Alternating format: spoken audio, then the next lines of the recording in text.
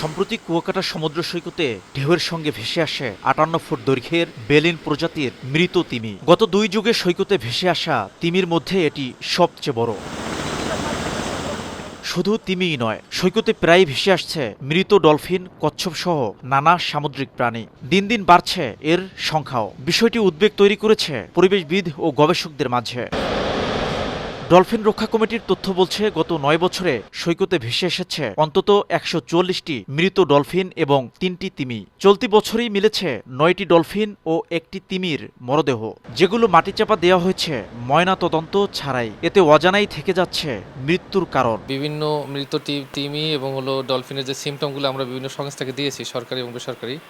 আসলে আমাদেরকে এখন পর্যন্ত কেউই বলতে পারিনি এটা, বা এই তথ্যটা আমাদেরকে দেয়নি কেউ, বা আমরা উদ্ধার করতে পারিনি যে কি কারণে মারা যায়। আমরা যতটুকু দেখতেছি যে মৃত্যুর কারণে কিন্তু বেড়ে যাচ্ছে, মৃত্যুর মূল যে রহস্যটা এটা কিন্তু এখন তোমাদের উদ্ঘাটন করা হয় নাই।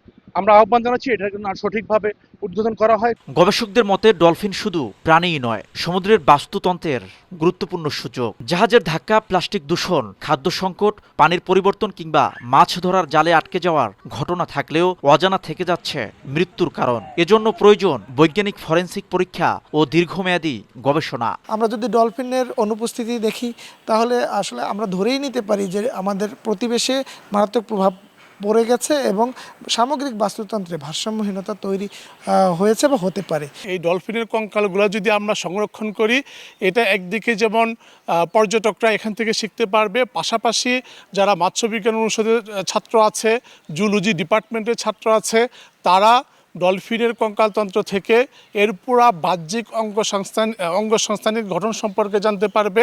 সমুদ্রের পানিতে ১৭৯ ধরনের মাইক্রোপ্লাস্টিক কণার উপস্থিতি উঠে এসেছে সাম্প্রতিক এক গবেষণায়। খাদ্যচক্রের মাধ্যমে এসব ক্ষুদ্র কণা ডলফিন ও তিমির শরীরে প্রবেশ করে মৃত্যু ঝুঁকি বাড়াচ্ছে বলেও আশঙ্কা রয়েছে।